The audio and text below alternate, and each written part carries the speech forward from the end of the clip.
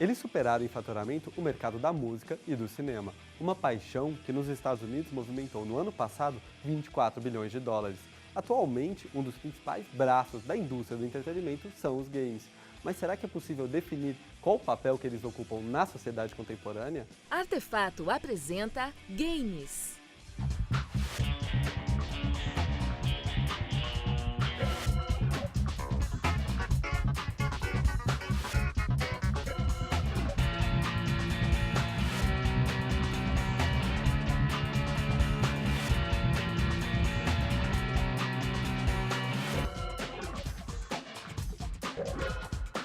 Hoje quem nos ajuda a pensar o papel dos games na sociedade contemporânea é Davi Lemes. Mas antes da gente começar o nosso papo, vamos conhecer um pouquinho mais sobre ele.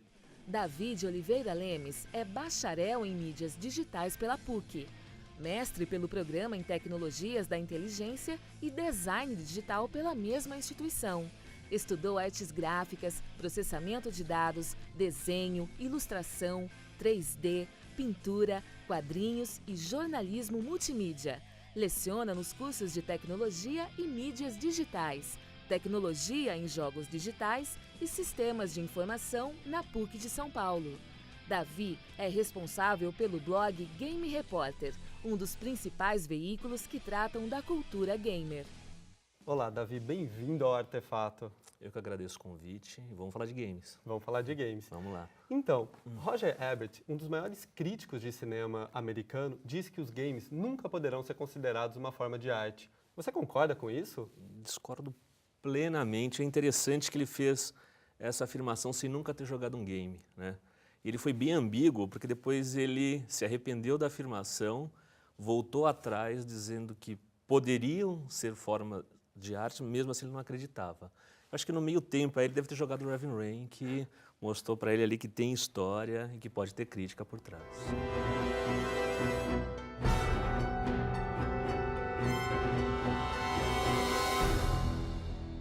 Eu acho que um bom exemplo disso também são alguns museus, como o MoMA, o Museu de Arte Moderna de Nova York, que tem no seu acervo alguns games.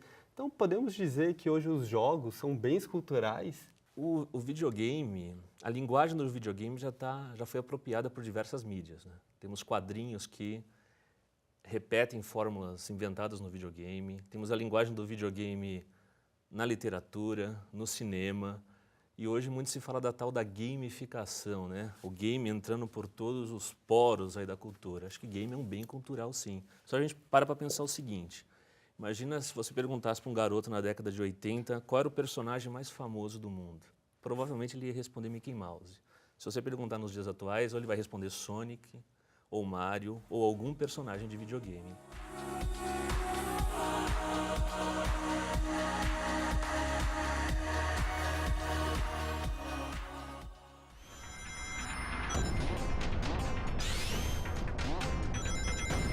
A gente está conversando sobre o papel cultural do game.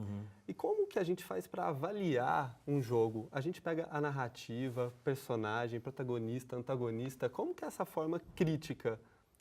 Então não dá para a gente criar uma forma ou uma fórmula para avaliação, porque existem diversos tipos de jogos. Por exemplo, a gente falou aqui de Raven Rain, que é um jogo que tem uma história sensacional. Em algum momento até você se perde ali nessa história. Você não sabe se está ajudando o bandido, o mocinho, enfim.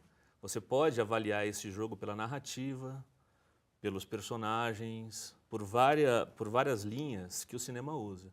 Mas você não pode usar esse tipo de avaliação num jogo simples como o Tetris, por exemplo. Então, existem diversos tipos de jogos e para cada jogo estabelece-se parâmetros diferentes para avaliação. Então, não posso usar a narrativa como um parâmetro para avaliar um jogo como o Tetris. Estou falando de um jogo clássico que todo mundo conhece, né? Então, que narrativa tem? Tem uma narrativa mínima em função do jogador lá encaixando as pecinhas. Mas eu não posso usar os mesmos critérios narrativos para avaliar um jogo como o Raven Rain. Por falar em narrativa, antes os games eram simples, eram apenas passar de fases. Hoje, as produtoras estão contratando roteiristas para desenvolver o argumento. A história do game se tornou uma coisa muito forte. O que você pensa dessa adaptação dos formatos? Os games estão se aproximando da literatura, os games estão se aproximando dos filmes. O videogame está em constante evolução ainda. A gente para pensar, para comparar com a pintura, a literatura, enfim, é algo bem novo. Com o passar dos anos, o simples fato de passar de fase, essa fórmula do passar de fase começou a cair na mesmice, né? Então a gente tinha um jogo como Mario, que você tinha que passar de fase, Sonic, que você tinha que passar de fase, então eles começaram a ter a mesma fórmula. A história entrou aí como um componente adicional para você poder jogar uma história, né? Tem uma pesquisadora americana chamada Janet Murray, uma pesquisadora do MIT, que ela vai bem nessa linha das histórias jogáveis. Então hoje nós jogamos e vivenciamos histórias. Só parar para pensar o seguinte, quando primeiro o livro infantil que muitos leram, né? Eu lembro muito bem do A Ilha Perdida, que eu li na infância. Eu fico imaginando o seguinte, será que não seria legal jogar A Ilha Perdida, ao invés de ler A Ilha Perdida? Então hoje nós vivemos um mundo de jogamos histórias, né? E isso é muito interessante no videogame, você poder jogar uma história e até determinar o rumo dessa história, determinar o final dessa história, dependendo das suas ações durante o seu ato de jogar. E hoje os jogos eles estão cada vez mais bonitos, né? A gente tem, por exemplo, o Final Fantasy, que foi tido como um dos melhores jogos. Ele une uma boa história com uma boa imagem, né? Essa questão da imagem é bem interessante porque ela nasce com a evolução tecnológica. Então, a partir de 1993, mais ou menos, os computadores começaram a ganhar alto poder de processamento gráfico. Então, com alto poder de processamento gráfico, vieram então as boas imagens, né? Por isso que nós olhamos um jogo do passado e vemos, a gente consegue datar aquele jogo. Década de 80, década de 90, tudo em função da capacidade de processamento gráfico. Hoje, o que será que encanta mais? Os personagens, assim, eu quero jogar o jogo do Mario, ou a história, ou um misto dos dois? Eu acho que acho que tem o personagem, tem a história e tem um fator que é primordial também, que é o fator de diversão, né? Você não vai jogar um jogo chato, né? Não. Só vou jogar um jogo que ele é de fato divertido.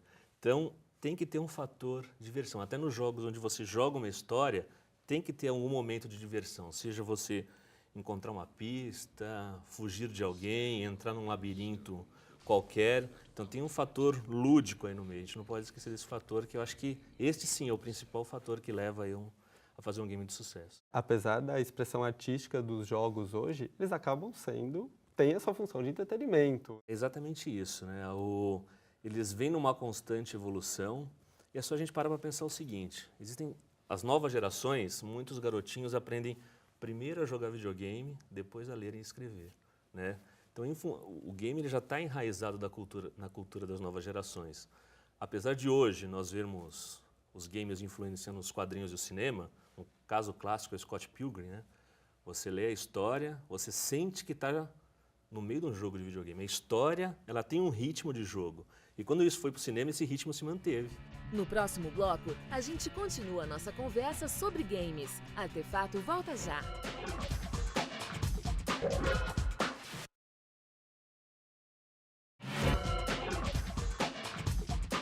Olá, estamos de volta com o Artefato e hoje a gente conversa com Davi Lemes, fã e estudioso da cultura gamer.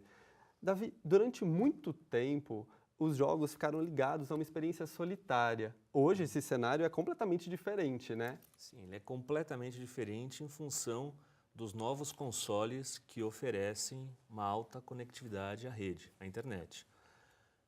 Mas não foi sempre assim, né? Quando os games saíram dos laboratórios das grandes universidades e invadiram a sala de estar, com o Atari, por exemplo, ele reunia a família em volta do videogame. Como era uma novidade, a família estava ali para jogar. O filho, a irmã, o pai, a mãe. Com o tempo, o pai e a mãe foi saindo, ali já não era mais novidade. Foi encarado como uma brincadeira de criança e as crianças continuaram jogando. As gerações seguintes de consoles estimulavam esse jogo sozinho, mas os novos consoles, em função da grande capacidade de conectividade, de jogos que permitem múltiplos jogadores se encontrarem online, isso vem mudando, ou seja, as pessoas se encontram para jogar online, né? É como a sala de bate-papo no passado. Encontra tal hora lá no servidor para a gente jogar tal jogo, né? Isso se repete hoje, né? As pessoas podem até marcar horários para se encontrar num servidor determinado de algum jogo para jogar esse jogo, né? São amigos, são avatares amigos ali. E os jogos de tabuleiro, como os RPGs, como você pensa essa questão? Que também é uma experiência coletiva, a galera também, muitas pessoas se encontram para jogar RPG. O RPG, ele tem essa característica da coletividade, né? A não ser que você jogue um livro-jogo, que pode ser uma atividade solitária, você precisa de outras pessoas para jogar RPG. É uma atividade social, onde você encontra os amigos e vivem ali uma história. Claro, sem um aparato digital ali do videogame, mas ele joga uma história, né? Isso é bem interessante, ele propicia essa coletividade. E a nossa repórter multimídia, Patrícia Baceto, conversou com alguns jogadores de RPG. Que é o RPG? A sigla do que RPG? RPG significa Role and Player Game. É um jogo com uma história, né, que ele é livre. Então você, dependendo das suas ações e o que você quer fazer, vai modificar o final, o meio da trajetória dos personagens que você interpreta. Esses daqui são Dungeons & Dragons, que foi o RPG assim, é o RPG mais jogado de livro, e nessa versão é 4.0, que é a mais recente versão do jogo. E como que funciona a narrativa desse jogo? O mestre, ou narrador, ele vai propor uma história, ele vai colocar desafios, só que usando a criatividade ou uma ideia, os jogadores podem conseguir superar essas diversidades de uma forma diferente. Mesmo narrando a mesma história, uma história de uma proposta igual, nunca vai ser igual, porque depende muito dos jogadores para chegar ao final dela. E como que é jogado isso? Existe um guia, um mestre? Sim, nos livros você encontra todas as regras necessárias para poder jogar. E o auxílio dos dados para conseguir fazer as ações. Por que você joga RPG? Eu jogo mais como diversão, como interação com meus colegas. Tem um grupo que a gente está jogando agora, um grupo bem interessante, bem colaborativo, e é basicamente por diversão mesmo. E você já conheceu muita gente jogando RPG? Já fez muitos amigos? Já fiz bastante, sim. Aqui na loja mesmo já conheci muita gente que joga não só RPG, como card game também. E é bastante interessante, porque cada um traz alguma experiência. Todo mundo joga de um jeito diferente. Já tem alguma história, alguma coisa que aconteceu por causa do RPG? Por causa de RPG nem tanto, que geralmente o que acontece na mesa, a gente brinca e tudo mais e fica como piada interna, né? E quais os benefícios que você vê enquanto pessoa que o RPG te trouxe? A parte de criatividade é bastante importante, porque você ter que atuar não é uma coisa tão simples. Então, criatividade, espontaneidade, você conseguir resolver problemas com lógica ou só como experiência, é bastante interessante. Davi, a gente viu na matéria que a galera se encontra para jogar RPG. Esse pessoal vem com as suas experiências, com seus conhecimentos. De uma maneira geral, os games eles podem ter um fim educativo para além do entretenimento. Com toda certeza. Imagina o seguinte, imagina uma aula de história onde está lá o professor ou a professora falando sobre a Segunda Guerra, o desembarque das tropas na Normandia. Ela pode explicar isso com as imagens do livro e com fatos históricos. Mas eu acho que a aula dela ia ser muito mais... e seria muito enriquecida se ela levasse para a sala de aula um jogo como Battlefield de 1942, justamente naquela fase do desembarque das tropas na Normandia. O aluno poderia estudar um fato histórico e, além de tudo, jogar um fato histórico. É o que a gente chama de aprendizado ou aprendizagem tangencial, onde, por intermédio de uma mídia, você adquire conhecimentos históricos ou outros tipos de conhecimento. A gente tem também o Assassin's Creed, que ele acaba recriando a Renascença. E por falar no Assassin's, hoje esse jogo virou livro. É um fenômeno novo. Como você encara isso? Na questão da literatura é um fenômeno novo, mas se a gente voltar um pouquinho, a Lara Croft era um jogo que virou um filme, né?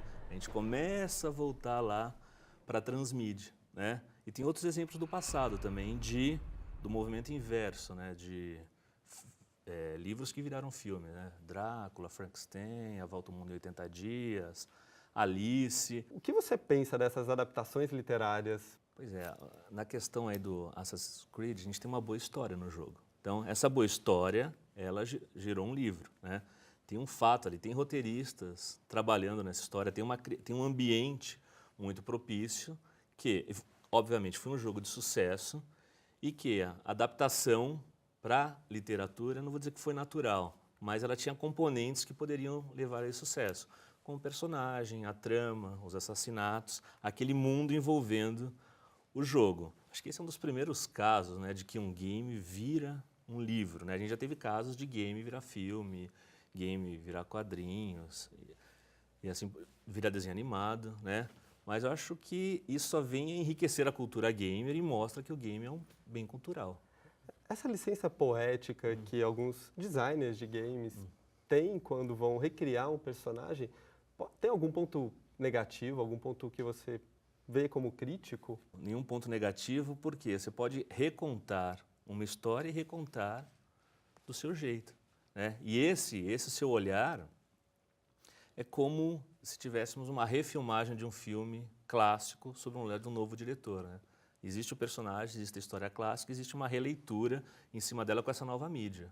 Eu acho que isso é bom para quem joga, bom para quem cria e bom também para a indústria. Daqui a pouco, a entrevista multimídia desta semana é com Guilherme Tsubota, designer de games. O Artefato volta já.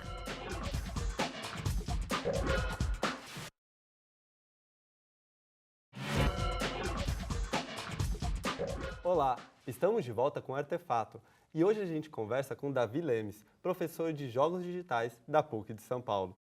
Professor, jogos são um bom negócio? Bom, videogame é uma indústria estabelecida, fatura bilhões de dólares por ano, gera emprego, gera negócio, faz parte da indústria criativa, tão em voga nos dias de hoje. É um excelente negócio. Só nos Estados Unidos, ano passado, foram 24 bilhões de dólares movimentados só com a indústria do games. Pois é, né? Apesar de a tão famosa recessão americana, os jogos faturam muito, né? Empregam muita gente também. Mas não é só nos Estados Unidos, não. Interessante que no Canadá também tem um grande movimento da indústria de games, inclusive com grandes incentivos do governo.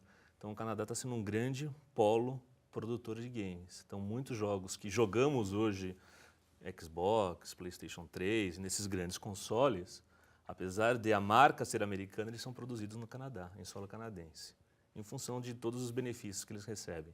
Aqui no Brasil, as grandes montadoras recebem benefícios para se instalar no país. No Canadá, o Canadá que vem apostando na indústria criativa, né, eles vêm apostando nos estúdios de jogos.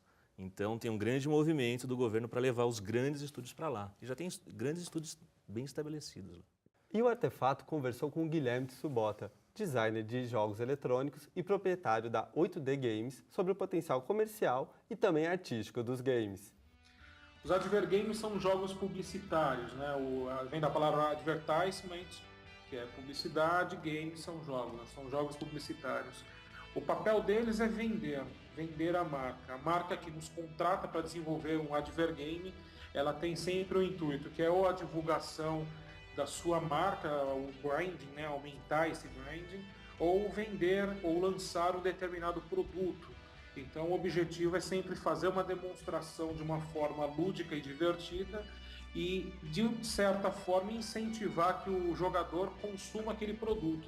São jogos curtinhos, eles estão em todas as partes, ele pode estar no celular, na internet, no PC, num totem, num ponto de venda, né? Mas são joguinhos curtinhos, bonitinhos, atraentes, com o intuito exclusivo de vender o produto. Eu acredito que cada profissional tem uma técnica diferente, né? No meu caso, a grande maioria dos jogos em que eu criei partiram da minha experiência pessoal, alguma coisa que aconteceu durante a minha vida ou no dia a dia, que por um acaso me gera uma ideia de um jogo, né? A partir dessa ideia, dessa sementinha, aí sim eu aplico diversas técnicas aí de criação de roteiro, de personagem, de universo, chegando ali até as regras do jogo, que a gente chama de gameplay, e o jogo final depois indo para o pessoal de produção. O mercado ele é praticamente idêntico em todos os locais do mundo, salvo as devidas proporções, né? O Brasil tem um potencial de consumo muito alto, porém isso ainda não reflete nos números, né? Nós temos ainda um número de consumo muito baixo. O brasileiro ele gosta de jogos gratuitos, por isso que nós temos o grande sucesso aí dos jogos sociais, né, de Facebook, de Orkut, onde você tem um jogo gratuito e você compra a moedinha virtual para comprar alguns bens, né? O consumo de jogos de console ele é um pouco menor, porque são jogos mais caros, são jogos para o gamer, e isso acaba segurando um pouco as vendas, né? São jogos aí que passam de R$100 um jogo original. Davi, você dá aula no curso de Jogos Digitais da PUC e a gente acabou de ver a entrevista com o Guilherme Tsubota. No Brasil, tem mercado para quem quer trabalhar com games? O Brasil desenvolve bons e grandes jogos de celular, inclusive sucessos mundiais, para iPhone, Android e afins. Existem muitos jogos sociais para Facebook e Orkut. E tem também um grande potencial de jogos para treinamento. Tem grandes empresas investindo em jogos de treinamento, né? Que vem a ser isso. Imagine só que você tem que treinar a força de venda de, por exemplo, todos os vendedores da Coca-Cola, que seria mais barato. Você colocar todos os vendedores numa sala de aula, reservar um local, pagar alimentação, pagar professor, pagar transporte, ou fazer um jogo de treinamento onde você manda o link para esse vendedor, ele tem que cumprir suas metas e você acompanha os logs de tudo isso. Então, o jogo de treinamento é um mercado em potencial aqui no Brasil. E você falou, inclusive, dos jogos digitais, do curso de jogos digitais da PUC, não tem mercado para todo mundo, né? Mas os bons alunos sempre saem de lá empregados, né? Aquele bom aluno que, de fato, estudou todos os anos do curso, fez um bom trabalho de conclusão e construiu ali um portfólio mínimo, ele consegue, lá no finalzinho do curso, arrumar um emprego. Contudo, tem um movimento interessante nesses cursos de jogos digitais, que ainda tem muito aluno que vai para lá achando que só vai jogar, né? Então, os jogadores, aquele que só está lá jogando, ele é mais um consumidor, né? Quem está querendo desenvolver mesmo tem que estudar muito o assunto, e aquele bom aluno sempre consegue um lugar para trabalhar, uma posição no mercado de trabalho. E a questão do acesso? O jogo do PlayStation 3, como o Guilherme falou, é caro. Ele custa quase R$200. Você consegue pensar em alguma política, alguma forma de fomento para melhorar o acesso aos jogos? Existe um movimento forte aí na internet, chamado Jogo Justo, que vem trabalhando essa questão do imposto, na redução dos impostos no Brasil. É um movimento liderado pelo Moacir Alves e vem ganhando força, né? Inclusive, desse movimento nasceu uma associação justamente para tentar reduzir a taxação de imposto. As pessoas deveriam jogar mais? Olha, eu jogo menos do que eu gostaria, mas acho que deveriam sim. Só não vai ficar viciado, 30 horas jogando. Tudo tem limite, né? Acho que tudo que é demais pode fazer mal, mas jogar de vez em quando ali faz bem, né? Encontrar os amigos online, jogar um boliche no Wii, um Assassin's Creed no PSP, enfim, deveriam jogar sim, que é bem interessante. Davi, muito obrigado por você ter vindo até o Artefato. Eu espero que tenha sido produtivo, que você tenha gostado da nossa conversa, do nosso papo. Gostei muito, e falar de games é sempre interessante. A pauta entrando de novo no programa, pode contar comigo. Muito obrigado, professor. E o Artefato também é feito com a sua participação. Envie sugestões, comentários e perguntas pelo Facebook, Twitter e também acessando o nosso portal. Até a próxima semana.